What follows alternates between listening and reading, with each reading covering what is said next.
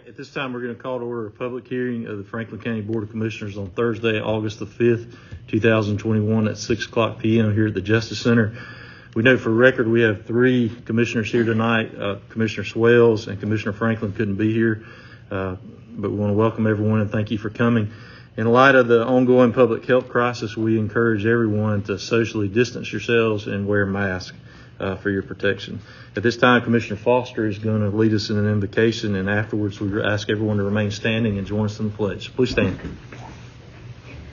Dear Lord, thank you for allowing us to gather here today, Lord. Thank you for this day. Thank you for giving us the ability to make the best decisions for our county, Lord. And in your name I pray. Amen. Thank you. I pledge allegiance to the flag of the United States of America and to the republic for which it stands, one nation, under God, indivisible, with liberty and justice for all. Thank you. The purpose of this afternoon's hearing is to receive public comment on the property tax millage rate. This is the second of three public hearings that we'll hold on this issue. The last hearing is scheduled for next Thursday, August the 12th, starting at 6 o'clock p.m. here at the Justice Center. At this time, we need to approve tonight's hearing agenda. So, Commissioners, is there a motion to approve the agenda as presented? I make a motion to approve the agenda as presented, Mr. Chairman. Okay, thank you. Commissioner Wester has made a motion to approve the agenda as presented. Is there a second? I'll second. Thank you. Commissioner Foster seconded the motion. Is there any discussion? Hearing none, all in favor of the motion to approve the agenda as presented, signify by raising your right hand. All opposed, same sign. The motion will carry 3-0, and the agenda is approved. The next item is the property tax millage rate. We briefly discussed this in several meetings, so at this time I'm going to turn this over to our county manager to talk to us further about that. Mr. Turner.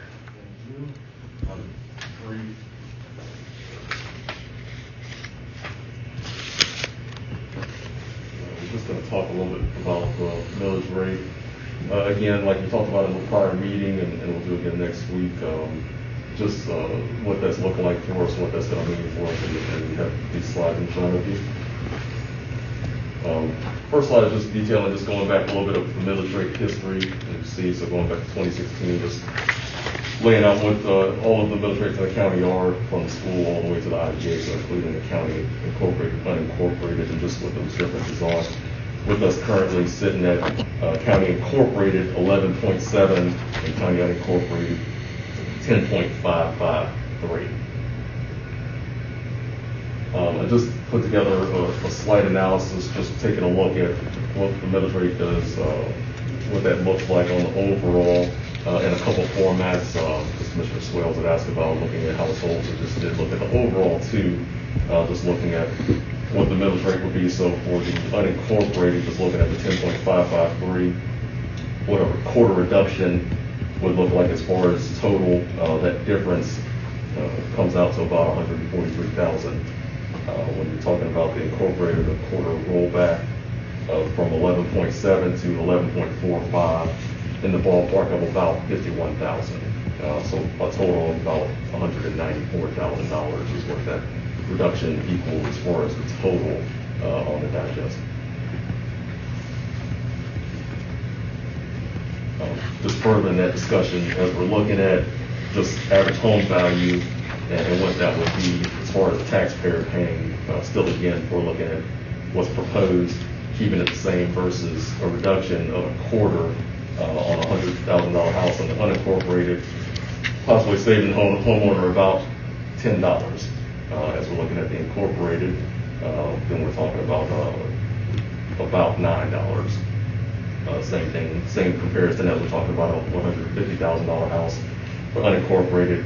Then we're talking to the ballpark of about $15 for each of those unincorporated and incorporated savings per household.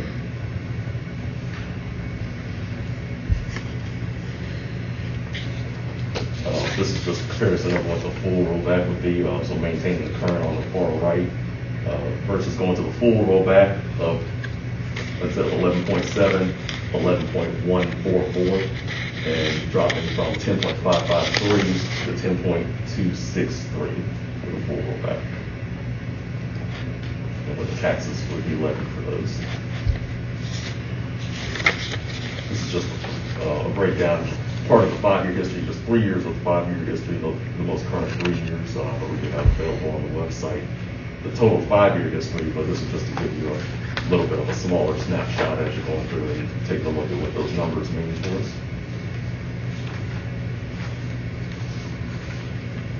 And then just another thing that was mentioned in the last meeting, just to talk about just briefly, is just as we're thinking about the potential of either the rollback versus maintaining the same and what those dollars might mean. We do, I think, need to just keep in mind too the strategic plans that we have. I have a couple items just listed from the retreat that we did talk about as we were looking at some things that we're trying to do within the county. And I think it would just be prudent for us to take a look at these and just remind ourselves of what exactly we're trying to do as far as strategic vision. It does, of course, take money to be able to do any of those items, and not that we are always trying to say that we want to raise taxes towards any of our homeowners and any of the citizens, but we do want to make sure that we are thinking about what it does take for any of those items to be able to take an effect that we talked about as far as a planning perspective, whether it be the growth of departments, building security, merit increases, so on and so forth. We just want to make sure that we're thinking about that and what that does mean for us financially, and are we still able to handle that load from a financial perspective.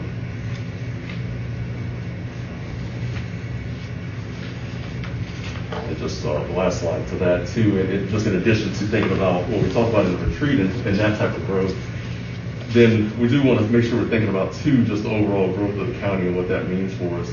We have talked about the county's going to experience some pretty significant growth, more than likely over the next 18 to 24 months. But even with those buildings, whether it be rooftops, houses, or whatever the case is, we're probably not likely to realize this growth immediately. We probably still have quite a bit of lag time before that's going to have impact to our tax digest. I think we are in a position to where we are going to get a substantial amount of housing, especially due to what's being built along the 85 corridor now. But again, for the way that housing is going to be completed and then live onto the digest, I think we still have a little bit of lag time before we're going to see that. I think this would be the opportunity now. If we are holding steady within the millage rate, we also can look at some infrastructure projects that we may need to look at. I think the county really needs to focus on the infrastructure as far as building the infrastructure of water, our sewer, and our internet. Of course, we have ARP funds that can be used towards the internet and some of the water, sewer, but just in the overall scope of that, I think it's worth an evaluation to take a look at what that actually means for us, because if we do get that growth, we don't want any of that growth to be further limited by not having that overall infrastructure. So that's just another consideration to take into account as we're looking at the possibility of rolling back millage rate and what that financially means to us. I guess the last slide I have. Okay, commissioners, do you have questions? Okay, thank you, Mr.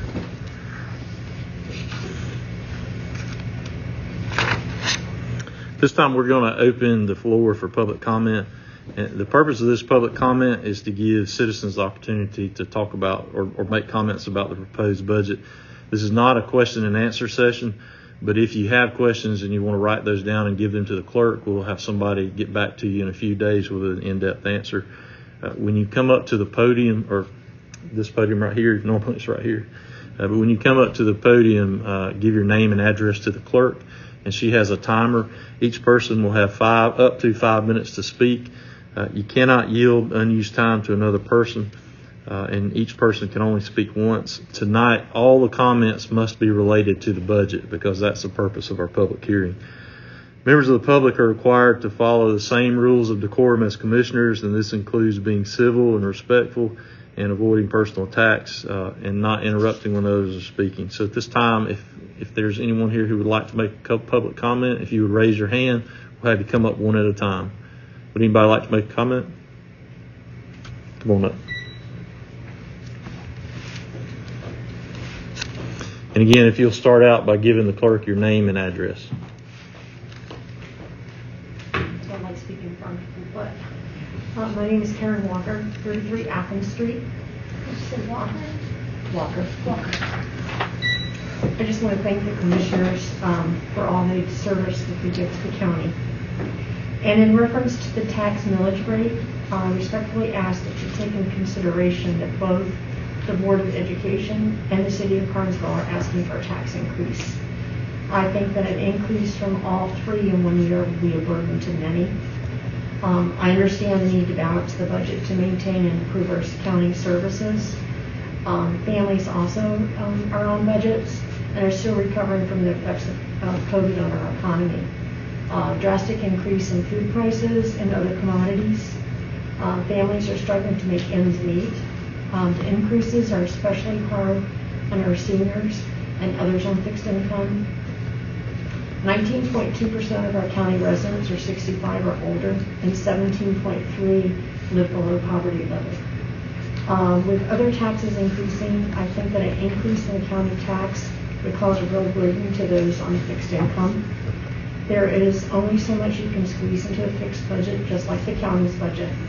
I think the millage rate should be adjusted just to keep the taxes at the same amount that we're paying currently, because property values have increased, which does mean more. If the millage rate was to stay the same, it would be more increasing. And it doesn't sound like much, but when you're on a fixed budget, every little bit, makes a difference in that. But and thank you if you would just consider that. Thank you. We appreciate you coming. Anybody else like to speak?